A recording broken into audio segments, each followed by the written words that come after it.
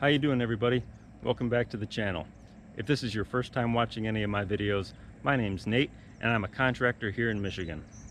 Some of the things I like to talk about on my channel are trucks, heavy equipment, cars, and fixing stuff and working on things and all that good stuff. So having said that, what you see behind me here is one of my more recent purchases. This is a 1995 Chevrolet Kodiak 7500 with a National 300B boom crane. So what I'm going to do now is spin you around and give you a good look at the truck. We'll go over the operation of it and all the different features and controls.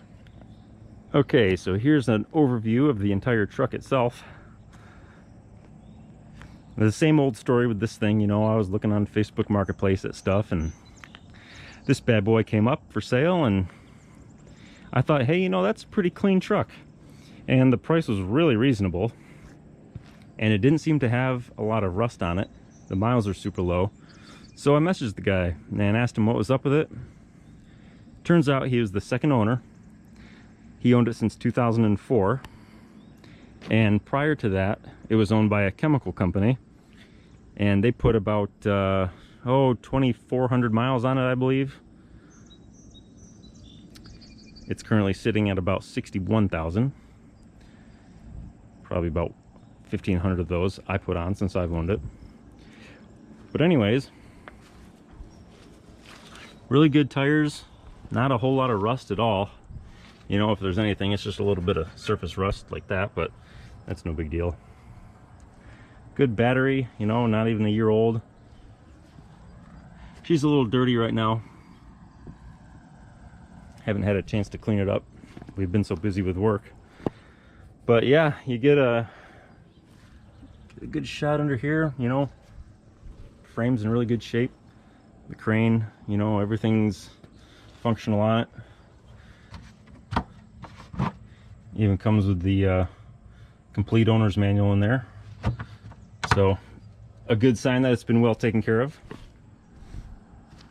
I did replace this side toolbox. The one that was on it was in pretty rough shape, but you know, that's to be expected with a 25-year-old truck that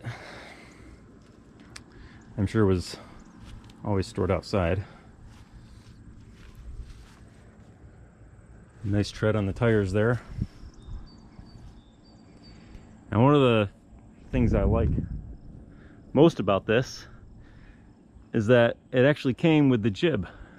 So that gives you another 16 feet. You can spin that around and attach it to the end of the block, and then you can get out quite a bit further. Okay, so we're up here on the operator's platform now. Now we'll go over the controls of this crane and run through them all. You got a horn here, emergency stop, hydraulic oil pressure. You got a couple warning lights here. The one on the left is for the hydraulic capacity, and then the anti-tube block alert and override switch you see right there. We'll get into that in a minute. You have this handy little level here so you can level out the outriggers and get somewhat stable, I guess. On that note, here are the two controls for the outriggers. This does the left side, this does the right side, or the driver's side rather. Coming up here to the larger controls, we've got the turntable here. That'll swing the boom left or right. Telescope the boom out or back in. Winch down and up, and boom down and up. So these cover all the functions of the actual crane. And now what we'll do is we'll hop into the cab, we'll go over the PTO controls, and then we'll move this crane around and then we'll show you how it works. Okay, so here we are in the cab of the truck. As I mentioned before, this is a 366 V8 gas, and it has a 5-speed manual transmission with a 2-speed live axle, so you can shift between the gear ratios and end up with about 10 forward gears and 2 reverse gears. I cover this in a previous video, so I'm not going to get into that today. See on the odometer there, 61,965 miles. So really low for a truck of this age. We got our crane power switch, manual throttle control, emergency brake, clutch, brake, and gas down there. And we have our PTO control here on the floor. Always a good thing to look out for when buying a truck is that it comes with all the owner's manuals, which this one did. So that's always a good sign. Okay, what we're going to do is fire up the truck and we'll engage the power takeoff, and then we'll get into the crane. Let the fuel pump run a minute.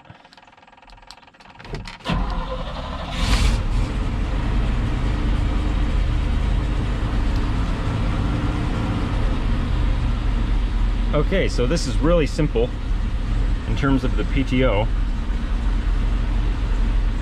What you do is you depress the clutch pedal, and I always like to put it in gear for a minute just to line everything up. And then all we do is pull up on the PTO switch to engage it and let the clutch back out.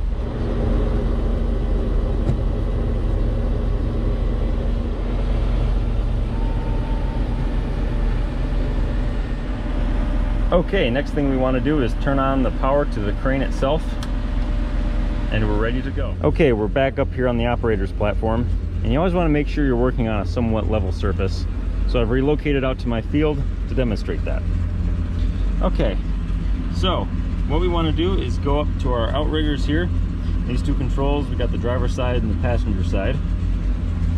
And you always want to make sure that you're clear of any obstacles or anybody that might be in the way of these as they come down, as they could cause some pretty serious injury. So we will start with our driver's side here, and we'll just go down, and you can see the outriggers coming down. Now you got a handy little foot pedal here for the engine throttle to get a little more speed out of it, so I'll do that now.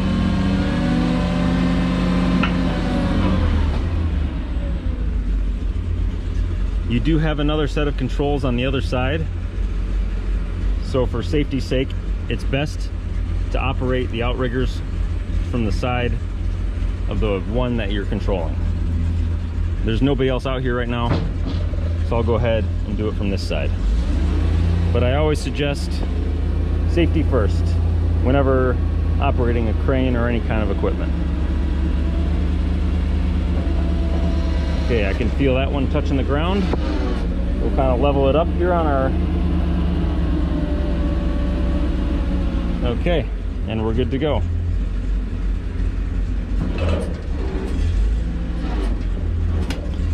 Okay. So as I said, these are the four controls that you use primarily when operating the crane. What we'll start with is coming up with the boom.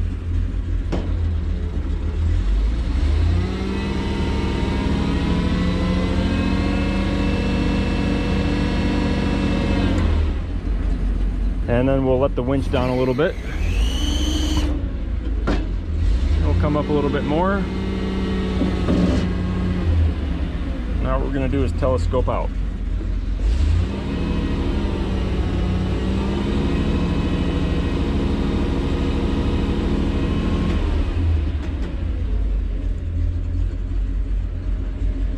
As you can see, the crane has stopped functioning, so on that note, I'll take a moment to explain how the anti-tube lock safety feature works. You can see the warning light has come on, and I cannot telescope out any further. The boom function is also disabled. So let's go over what causes the anti-tube lock safety feature to come on. What you have is this little weight right here, and that's connected, as you can see on this side, to a little safety switch up there. Now when you bring the lower block high enough that it bumps into this weight, you see that? What it does is it opens up that safety loop and disables all function to the crane.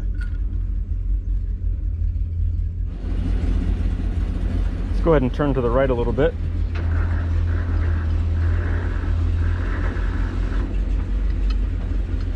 And we'll boom the crane back up.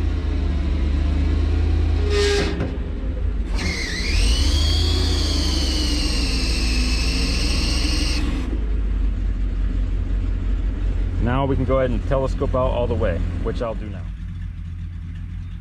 Okay, so here you can see the boom telescoped out all the way. And that's about 37 feet. And that's without the jib. The jib is this lower part right here that you can see attached to the main section of the boom. And I'll do another video on that. Okay, for this section of the video, I'm going to explain how to attach the jib to the main boom of the crane. So what you want to do first is make sure all your pins are looped up pretty well.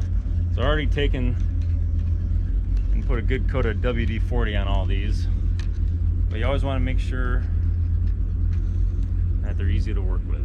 So that's what I would suggest. I'm going to show how to do this with one person, and with the help of my brother behind the camera. It's always best to have two people doing this, if not more, but I'll show how to do it with one person. So come around here. There's a couple different things you got to look for before starting this. This is the keeper pin for the actual jib. We're going to come back to that in a second. Basically how this works is that these two pins will come out of here, and we'll put those on this side of the main boom.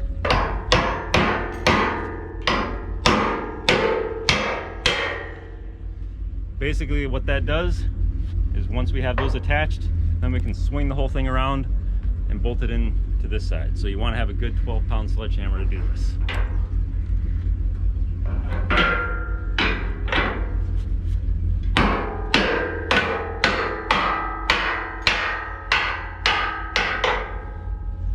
Now is make sure you put your clips back in there.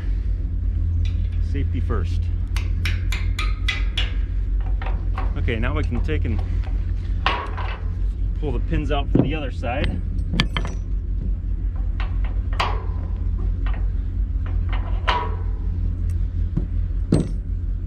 To prepare to swing it around. Next thing we want to do is disconnect the anti-two block function. So we'll unclip the weight there. Just let that hang down there. And we're done with that for now. Next thing we're going to do is take the keeper out.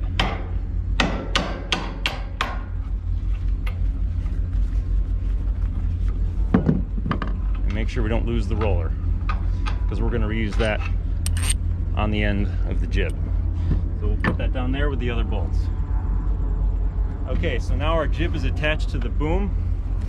What we can go ahead and do now is pull out the keeper pin,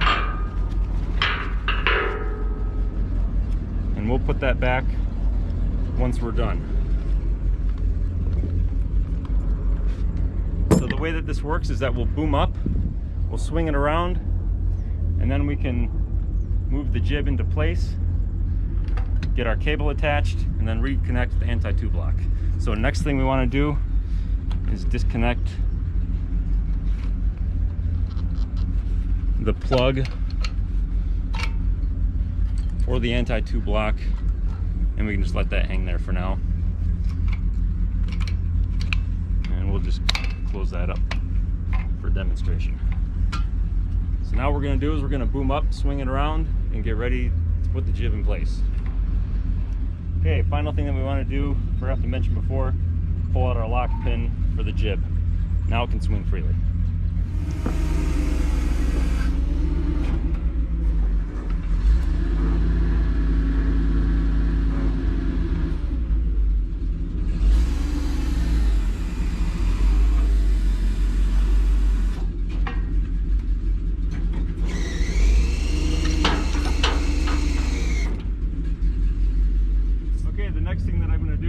Telescope out the boom, and that'll remove the jib from its hook in the cradle, and then we'll be able to swing it around.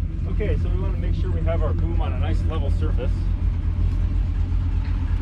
way that I found works best is just hooking a strap onto it, making sure everybody's wearing a hard hat, and then you can just pull it right around into place.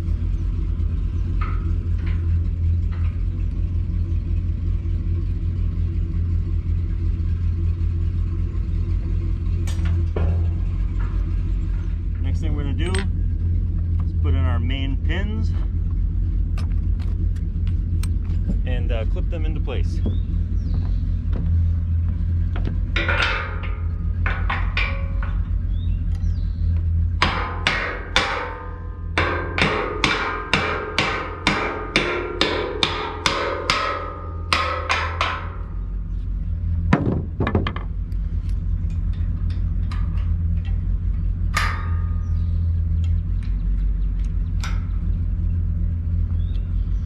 Okay, now we're ready to hook the cable back on. We're almost ready to go here, but first we got to hook up our anti-tube block. Now what this does, like I mentioned earlier, that weight will hook onto this switch, and when the lower block bumps into it, it'll open up that circuit and disable all function of the crane. So you can't pull the cable into the upper block or the jib and destroy something or hurt somebody.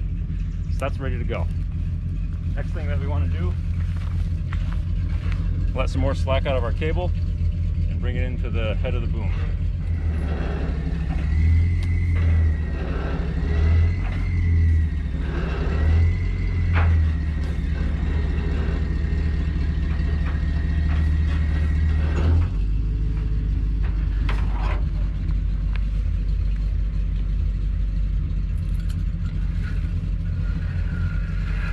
Okay, so we want to get our anti-tube block weight into place here. So what we want to do is make sure our cable is in place, and then we're going to grab our keeper and our roller, put it back into there. All right, so our roller goes in there, and then our keeper bolt goes into the side.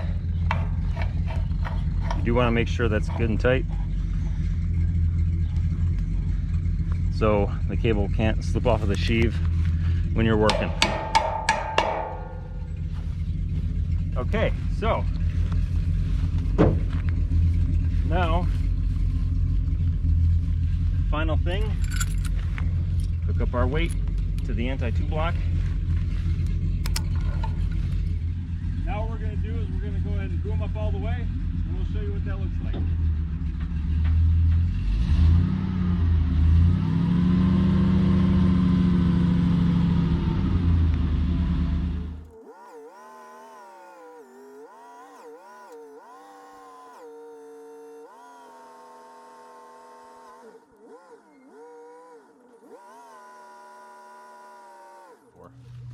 But there you have it, fully extended boom with the 16-foot jib on a National 300B.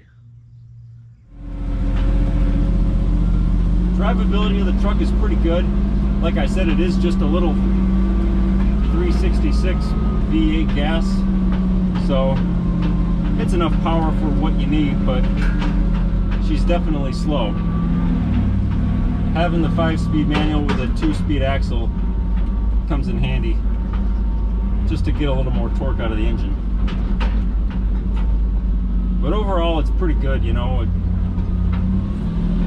For an old truck, it is what it is, but it's got low miles, so I think it's got a lot of life left in it yet. Coming in another video soon, we did buy a dragline crane, and this is the bucket sitting right here for it. We got to get the rest of the machine back to the shop here. But we were able to use the crane to move the bucket, get it apart, get it up on the truck, and start working on it here. But like I said, that'll be in another video to come. Alright guys, I think that pretty much wraps up this video. If you like what you see, feel free to subscribe to the channel. If you have any questions or comments, feel free to type them below, and I always try to answer those as best I can. I'm going to be kind of restarting my channel here. I'm going to have a whole bunch more videos coming out of different pieces of equipment I've bought. The next one I think is going to be on the dragline. There's been a lot of interest in that, so that'll probably be the next video that I put out. Other than that, it's always something about trucks, cars, heavy equipment, working on things, fixing stuff. So if that kind of stuff interests you, subscribe to the channel. Thanks for watching, and we'll see you on the next one.